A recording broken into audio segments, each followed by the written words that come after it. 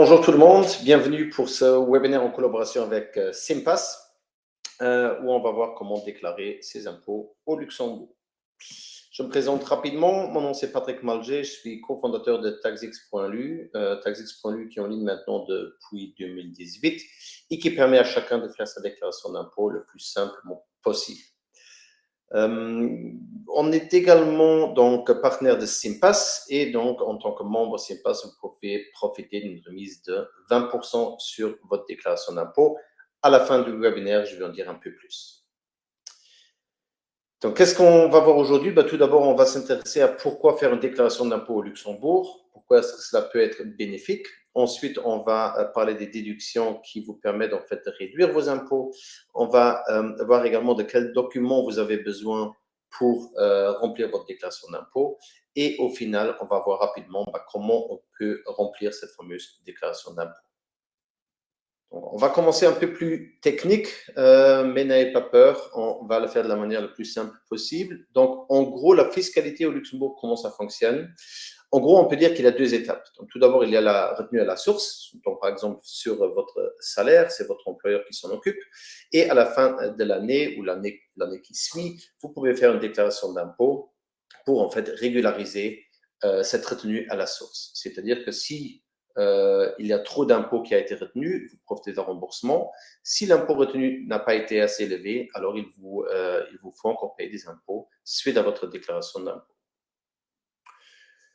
Donc déjà, pour qui est-ce obligatoire de faire une déclaration? En fait, il y a différents critères. Donc là, c'est le plus important. La liste, elle est beaucoup plus longue, mais on va s'intéresser à cela. Donc déjà, si votre revenu imposable est supérieur à 100 000 euros, alors c'est obligatoire d'en faire une. Pareil, si vous êtes marié, si vous avez deux revenus d'un total supérieur à 36 000 euros, c'est obligatoire. Pour les frontaliers qui sont mariés et qui ont un taux fixe sur leur carte d'impôt, également obligatoire. Et pareil, si vous avez des revenus qui ne sont pas imposés à la source au Luxembourg, comme par exemple les revenus locatifs, à ce moment-là, également, il faut faire une déclaration d'impôt. Si vous avez un doute, si c'est obligatoire dans votre cas ou non, contactez mon équipe sur help@taxx.lu. Donc, pour certains, c'est obligatoire. Pour d'autres, ça peut être une opportunité. En fait, même si une déclaration n'est pas forcément obligatoire, elle peut vous faire profiter d'un remboursement d'impôt. Il faut aussi savoir que presque la moitié des contribuables au Luxembourg ne déposent pas de déclaration d'impôt et ils ne profitent donc pas d'éventuels remboursements. Donc, c'est intéressant de voir si dans votre situation, vous pourriez profiter d'un remboursement. Ce n'est pas l'État luxembourgeois qui vient vous le dire. Quelques exemples. À gauche, un célibataire sans enfant avec un salaire brut mensuel de 4 000 euros. En déduisant donc sur sa déclaration, qui n'est pas obligatoire parce qu'elle est en dessous des 100 000 euros d'imposables par année. Donc, si cette personne-là fait une déclaration d'impôt et il déduit l'assurance auto, sa mutuelle, des contributions dans une épargne logement et éventuellement aussi le nettoyage de son domicile, alors, grâce à cette déclaration qui n'était pas obligatoire, cette personne peut profiter d'un remboursement d'impôt d'à peu près 2 000 euros. De l'autre côté, un couple pacsé avec deux enfants. Donc, l'un avec un salaire brut de 5 000 euros, l'autre avec 3 000 euros brut mensuels. Donc, pareil, ces personnes-là ne sont pas dans l'obligation de faire une déclaration d'impôt, mais en faisant une, déjà, ils vont demander une imposition collective. Donc, vu que le couple pacsé, pour cela, c'est possible, on va le voir tout de suite. Et en déduisant donc différentes dépenses sur la déclaration d'impôt, comme par exemple l'assurance voiture, l'assurance santé, des contributions dans une épargne logement ou bien encore le nettoyage de leur domicile, eux, ils pourraient profiter d'un remboursement allant jusqu'à 4 470 euros. Donc, rapidement, on parle beaucoup de taux d'imposition. Comment ça fonctionne au Luxembourg? En fait, au Grand-Duché, on a un système d'imposition progressive avec des taux d'imposition qui vont de 0 à 42%. On va le voir tout de suite. Et en plus de cela, va s'ajouter ce qui est appelé une majoration pour le fonds de l'emploi. En fait, c'est une majoration de 7 voire 9% qui s'ajoute aux impôts à payer. Et cet argent-là, en fait, va être investi dans le fonds de l'emploi qui sert en fait à indemniser les personnes qui sont en chômage. Prenons un exemple très, très simple, un célibataire avec un salaire imposable de 50 000 euros par année. Donc, comment est calculé l'impôt? comme je l'ai dit, on va parler dans les détails, mais seulement pour que vous ayez une idée comment ça fonctionne. Donc, cette personne-là, sur les premiers 11 000 euros, 11 265 euros, il ne va pas payer d'impôt du tout. Donc, le taux d'imposition pour cette partie-là de son revenu est de 0. Ensuite, la prochaine tranche, donc de 11 265 euros à 13 137, donc les 1 872 euros vont être imposés à hauteur de 8%, donc cela fera 150 euros. Et ainsi de suite. Donc, en fait, à chaque échelon, le taux d'imposition va augmenter. Et cette personne-là, donc ce célibataire-là, avec un revenu imposable de 50 000 euros, bah, lui, il va se retrouver dans cette dernière tranche, donc de 45 897 à 50 000. Donc, sur ces euros-là, donc les euros supérieurs aux 45 897, cette personne va être imposée à hauteur de 39%. Donc, seulement sur cette tranche-là. Ici, dans ce cas, ça fera 1 600 euros. Ensuite, on fait la sommation de toutes ces différentes tranches. Cela fera un impôt total de 9 106 euros. On y ajoute le fonds pour l'emploi, donc 7%. Et donc, au final, cette personne doit payer un total d'impôt de 9 743 euros. Donc, il y a une différence à faire. Et cela est important pour, si on aussi par la suite, on parle d'optimisation fiscale entre un taux moyen et un taux marginal. Donc ici, en fait, le dernier euro, il a été imposé pour cette personne-là à 39 euros. On parle de taux marginal. Donc chaque euro supplémentaire va également être imposé à hauteur de 39%, plus les 7% fonds pour l'emploi, donc au final 41,73%. On va voir tout de suite ce que ça signifie. Donc, cette personne-là, qui paye donc un total de 9 743 euros en impôts, a un taux moyen de 19%, mais son taux marginal, donc son taux sur les derniers euros qu'il a gagnés, il est en total de 41,73%. Analysons quelques exemples qui permettent aussi de mieux comprendre cette particularité des 15% si vous êtes marié, donc un de vous deux qui sera donc imposé à 15% chaque mois. Commençons par deux exemples. Donc, à gauche, vous voyez un couple qui est ni marié ni pacsé, où il y a une personne qui gagne 100 000 euros, l'autre zéro, qui éventuellement est encore étudiant. Ce couple-là, à ce moment-là, il devrait payer un total de 30 608 euros en impôts.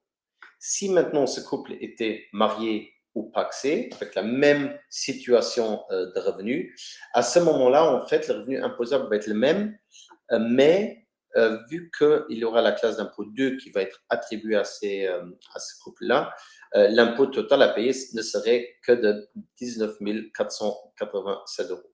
Donc, ce couple, pour la même situation de revenus, l'avantage d'être marié ou d'être pacsé est de 11 121 euros par an. Autre exemple où les deux personnes dans le couple, ils ont un revenu. Donc, la première personne gagne 100 000 euros par année, la deuxième 40 000. En total, si ce couple-là, sans être marié, sans être pacsé, chacun paierait de son côté ses impôts, alors le total d'impôts à payer serait de 36 461 euros. En étant marié, avec exactement le même type de revenu, ce couple-là, déjà, il profiterait d'un abattement extra-professionnel de 4 500 euros. Et donc, au final, grâce à cela et grâce à la classe d'impôt 2, ce couple n'aurait à payer que 34 302 euros en impôts. Donc, ici, le gain fiscal est moins élevé qu'avant, mais il est quand même encore présent. Et ce couple, en étant marié ou pacsé, comparé au fait de n'être ni marié ni pacsé, ce couple il peut profiter d'un gain fiscal de 2169 euros.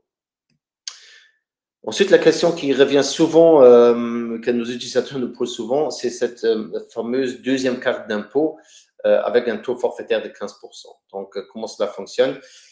Vu qu'il y a une retenue à la source, comme on l'a vu, il y a une personne du couple marié qui va être imposée chaque mois en classe d'impôt 2 et l'autre avec un forfait de 15%. D'où cela provient? En fait, cela provient, je sais pas, des années 50, 60, où à l'époque, les hommes allaient travailler, les femmes restaient à la maison. Heureusement, ce n'est plus le cas, mais le système fiscal ne s'est pas adapté. Donc, qu'est-ce qui se passe? Analysons tout d'abord combien d'impôts ce couple marié devrait payer. donc avec 100 000 euros l'un, 40 000 l'autre, comme on vient de le voir, l'impôt total à payer serait de 34 302 euros. Maintenant, sur le revenu, donc la première personne mensuellement va être classée en classe d'impôt 2, donc son employeur va calculer en fait l'impôt dû suite à cette classe d'impôt, donc il paierait à la source sur ce salaire presque 20 000 euros d'impôt. La deuxième personne qui, sur sa carte d'impôt, a inscrit les 15% forfaitaires, il sera imposé donc à 15% chaque mois, ce qui ferait un total de 6 000 euros. Donc, l'impôt à la source retenu par les employeurs des deux serait de 25 487 euros. Or, comme on vient de le voir, l'impôt total à payer est de 34 302. Donc, il y a un manque, il y a un impôt dû suite à la déclaration d'impôt de 8 815 euros à payer. Donc, qu'est-ce qui se passe suite à cette déclaration d'impôt? En fait, vous allez recevoir donc votre décompte. On vous invite gentiment de payer les 8 815 euros. Et en plus, ils vont vous demander maintenant de payer des avances trimestrielles, donc de payer tous les trimestres, dans le cas qu'on vient de voir, 2 200 euros, donc plus ou moins 8 800 euros, pour éviter qu'à la fin de la prochaine année, vous vous retrouvez avec le même montant à payer. Donc, c'est tout à fait normal que les couples mariés où les deux ils travaillent, où il y a une personne des deux qui est imposée mensuellement avec le forfait de 15%, doit de l'impôt à la fin de l'année. Or, comme on vient de le voir dans les exemples précédents, c'est toujours plus avantageux qu'être imposé individuellement comme célibataire. Ensuite, quelle déduction pour réduire vos impôts? Donc, en gros, sur la déclaration luxembourgeoise, vous pouvez déduire différents frais, ce qui vous permet en fait d'économiser des impôts. Pour faire simple, on vient de voir qu'il y a un barème progressif, donc il y a différents taux d'imposition en fonction de vos revenus. Donc ici, si on prend un exemple, un célibataire qui a un salaire brut mensuel de 3 000 euros, lui, il est à un gain fiscal, un taux marginal de plus ou moins 21%, ce qui signifie que sur chaque déduction, il peut profiter d'un gain fiscal de 21%. Si maintenant, ce célibataire, il gagne 7 000 euros brut par mois, à ce moment-là, on est déjà à un taux marginal de plus ou moins 42%, ce qui signifie que cette personne-là peut économiser 42% de chaque déduction. Et si vous gagnez, ou si ce célibataire il gagne 12 000 euros brut par mois, alors il est à un taux d'imposition de 43%. Et donc, une déduction de 1 000 euros sur sa déclaration d'impôt lui permet d'économiser 430 euros en impôt. Donc, en fait, le gain fiscal est toujours dépendant de votre niveau de revenu. Pour faire simple, plus vous gagnez, plus vous pouvez aussi économiser. Donc, quelles sont les déductions? Donc, toutes ces déductions qu'on va voir maintenant un peu plus en détail concernent les personnes qui sont assimilables. Donc, les personnes qui sont assimilées à un résident luxembourgeois, qui peuvent donc profiter des mêmes déductions sur leur déclaration d'impôt. En gros, on peut dire qu'il y a trois grandes catégories. Donc, il y a par exemple tout d'abord les dépenses spéciales, il y a des fonds d'abattement et il y a les déductions qui concernent l'immobilier, ce qui est assez courant. Donc, parmi les dépenses spéciales, il y a les intérêts débiteurs sur prêts personnels, il y a des fonds d'assurance qui sont déductibles, épargne logement, épargne prévoyance vieillesse, des dons. Et parmi les abattements, on a les frais de domesticité et les charges extraordinaires. Charges extraordinaires, on ne va pas trop s'intéresser à cela parce que c'est quelque chose, voilà, comme le nom l'indique déjà, c'est assez extraordinaire. C'est par exemple des frais d'avocat que vous auriez pour un divorce ou autre. Donc là, il y a des articles sur taxx.lu que vous pouvez lire. Vous pouvez aussi poser des questions à notre équipe et on va vous dire si éventuellement vous avez des charges extraordinaires que vous pourriez déduire. Sur l'immobilier, il y a avant tout les intérêts sur votre prêt immobilier qui sont déductibles, mais aussi lors de l'acquisition d'éventuels frais de notaire ou de frais bancaires. Donc, comme je l'ai dit, ces déductions s'appliquent également pour les frontaliers si ces frontaliers sont assimilables. Donc, s'ils ont respecté les règles qu'on a vues au début de ce webinaire. Or, il faut faire attention, il y a certaines déductions où il y a seulement les contrats luxembourgeois qui vont être acceptés pour la déduction. Il s'agit notamment des épargnes prévoyance vieillesse, donc les contrats de pension privée, et aussi les épargnes logement. En France, les banques proposent souvent des PEL, donc les plans épargne logement. Ceux-là ne sont pas déductibles au Luxembourg. On va le voir tout de suite. Donc, première catégorie parmi les dépenses spéciales, cela concerne les intérêts de débiteurs sur prêts personnels et les primes d'assurance. Déjà, ce qu'il faut savoir, c'est que pour chaque déduction, il y a toujours des maximums déductibles.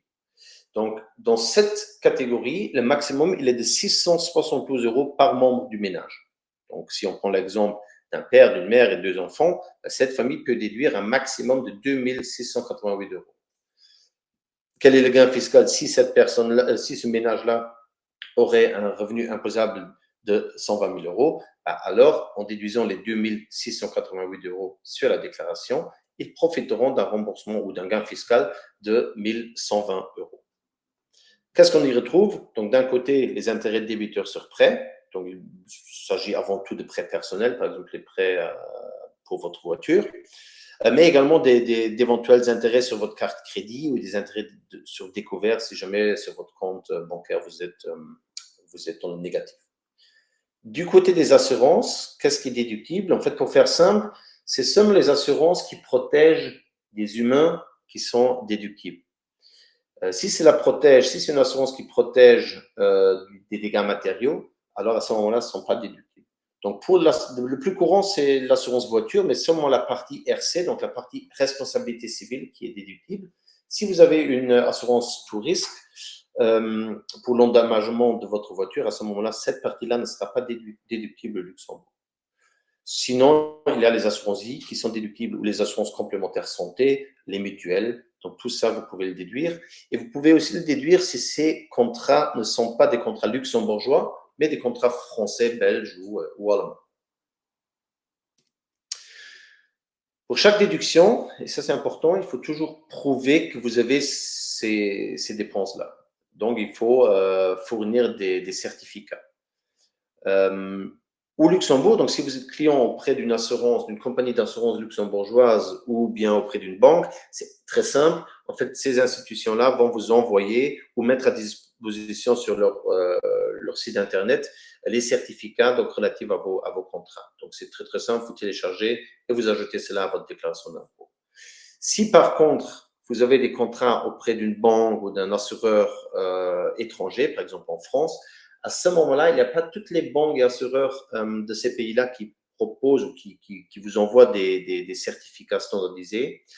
N'ajoutez dans ce cas-là pas tous les contrats, tout le contrat pour votre voiture, par exemple, parce que cela ne sera probablement pas accepté par le fisc luxembourgeois, parce que ce n'est pas une preuve si vous avez vraiment payé donc cette assurance-là. Et deux, bien souvent, dans le contrat, on ne voit pas clairement quelle est la part RC, quelle est la part pour la casco, donc pour l'assurance tout risque. Si vous habitez la région frontalière, contactez votre banque, contactez votre agent d'assurance. Ils vont vous fournir ces documents-là. Vu que vous habitez dans la région, ils savent exactement de ce que le frontalier qui travaille au Luxembourg, dont il a besoin. Et comme ça, vous êtes sûr et tranquille que le fisc luxembourgeois va également l'accepter.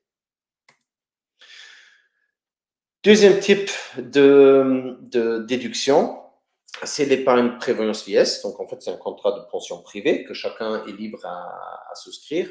Ici, en fait, la déduction maximale, elle est de 3 200 € par personne adulte. Donc, dans le calcul de ce plafond-là, les enfants ne jouent pas de rôle.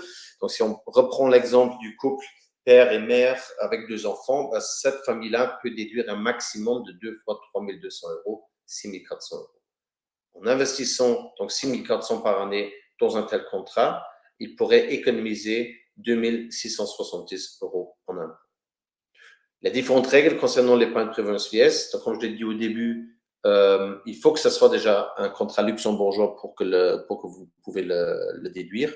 Et ensuite, il y a différentes conditions. Par exemple, ce genre de contrat, vous pouvez accéder au plus tôt à l'âge de 60 ans au capital ou bien après un minimum de 10 ans. Donc, si par exemple, vous avez 55 ans aujourd'hui et vous contractez un tel contrat, alors au plus tôt, dans 10 ans à 65 ans, vous pouvez accéder à ce capital. Si aujourd'hui vous avez 40 ans, alors au plus tôt à 60 ans, vous pouvez accéder donc au capital épargné. Mais jusque-là, en fait, vous pouvez donc profiter des gains fiscaux. Donc, si vous avez des questions par rapport à ce genre de produit, vous pouvez toujours contacter mon équipe en étant partenaire de Lalux. On peut vous expliquer exactement comment cela fonctionne et quels sont les avantages dans votre situation bien spécifique. Pareil, vu que c'est des contrats luxembourgeois, bah, les assureurs ou les banques luxembourgeoises vont vous émettre des certificats. Donc, ces certificats-là, ils vous servent pour la déclaration au Luxembourg. Ensuite, une autre déduction, c'est l'épargne logement. Donc, l'épargne logement, là, le plafond, il est de 672 € par membre du ménage et il est même doublé si un des parents a entre 18 et 40 ans. Donc, un exemple, père 40 ans, mère 38, deux enfants.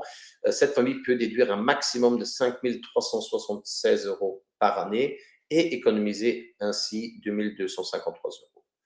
Une épargne logement, de quoi il s'agit? En fait, on peut le voir un peu comme un compte d'épargne à terme parce qu'en fait, l'argent restera bloqué pendant 10 ans. Donc, il faut le laisser sur ce contrat pendant 10 ans. Et au bout de 10 ans, vous pouvez accéder à ce capital, mais à ce moment-là, il faut l'utiliser pour votre résidence principale. Donc, ou bien pour une acquisition, ou bien pour une rénovation, ou bien vous pouvez aussi l'utiliser pour rembourser un éventuel crédit immobilier qui serait encore en cours. Donc là, important, les banques françaises proposent des PL. Or, ceux-là ne vont pas être acceptés au Luxembourg. Il faut en contracter un au Luxembourg.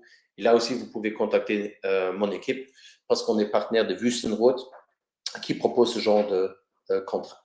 Et c'est tout à fait possible de souscrire en tant que frontalier français, allemand ou belge à ce genre de produit au Luxembourg. Pareil, pour ce genre de contrat, en fait, les caisses d'épargne logement, donc il y en a encore 2 au Luxembourg. Il y avait toujours Schwäbisch, mais ils ont arrêté l'activité. Mais il y a Wüstenrot et BHW. Donc, ils vont vous envoyer normalement en janvier qui suit l'année fiscale un certificat avec les informations nécessaires pour remplir votre déclaration d'impôt. Ensuite, les dons. En fait, les dons à des associations sans but lucratif, des ONG qui sont reconnues d'utilité publique au Luxembourg ou bien à l'étranger sont déductibles. Ici, en fait, pour déduire des dons, il faut dépasser un total de 120 €. Donc, imaginons que vous avez, je sais pas, fait 3 dons de 40 €, donc un total de 120 €. À ce moment-là, vous pouvez déduire les 3 dons. Si, par contre, vous avez seulement fait 2 dons de 50 € chacun, 100 € en total, il n'y a aucun de ces 2 dons qui vont être déductibles. Donc, le minimum, c'est le total des dons doit dépasser les 120 €. Il y a aussi un maximum, donc vous pouvez déduire un maximum d'1 million d'euros. Et vous devez aussi rester inférieur à 20% de vos revenus. Donc, ça, c'est assez rare qu'on a vu des cas comme ça. Donc, le plus important, c'est vraiment le minimum de 120 €.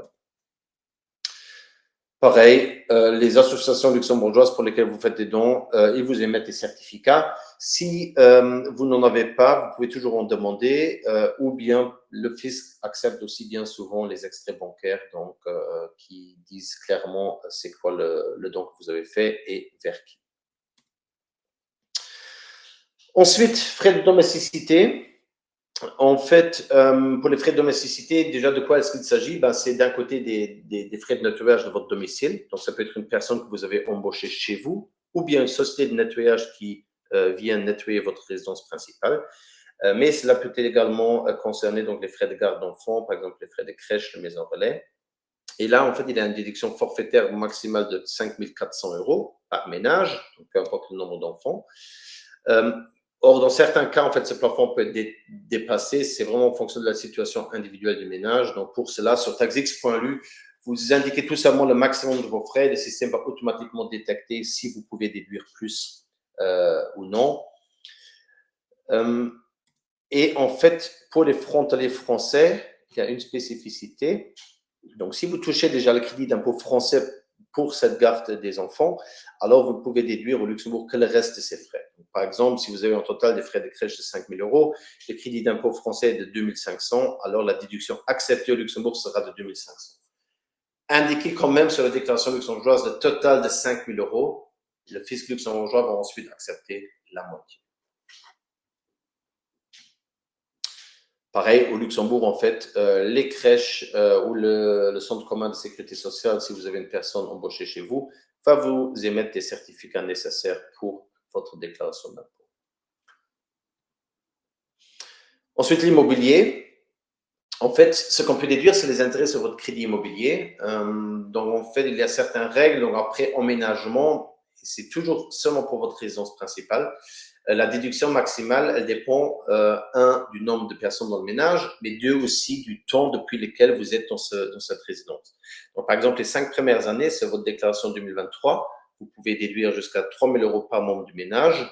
L'année prochaine, donc pour la déclaration de cette année-ci, 2024, que vous allez faire l'année prochaine, ce plafond va être augmenté à 4 000 euros les 5 premières années. Ensuite, les 5 prochaines années, c'est actuellement, donc pour la déclaration 2023, 250 euros par membre du ménage et l'année prochaine, 3 000 euros. Et à partir de 10 ans dans votre résidence principale, c'est 1 500 euros pour la déclaration 2023 et 2 000 euros par personne pour la déclaration 2024. Donc, un couple avec 2 enfants qui a emménagé en 2020 peut déduire sur sa déclaration 2023 4 fois 3 000 euros, donc un total de 12 000 euros, et ainsi profiter d'un gain fiscal de plus ou moins 5 000 euros. Pareil, là, les banques, ils vous émettent, au moins les banques luxembourgeoises, vous émettent des extraits bancaires concernant ce crédit. Si vous êtes auprès d'une banque étrangère, demandez d'avoir au moins un tableau d'amortissement, mais dans le meilleur des cas, vraiment un certificat qui indique clairement le montant d'intérêt que vous avez payé durant l'année fiscale. Donc, pour commencer sa déclaration d'impôt, le premier boulot que vous avez, c'est de rassembler tous ces certificats donc nécessaires pour déclarer, pour remplir votre déclaration d'impôt. N'attendez pas la fin d'année, parce qu'une fois dépassé un certain délai, voilà, éventuellement l'État luxembourgeois ne va pas vous rembourser l'impôt qui vous est dû.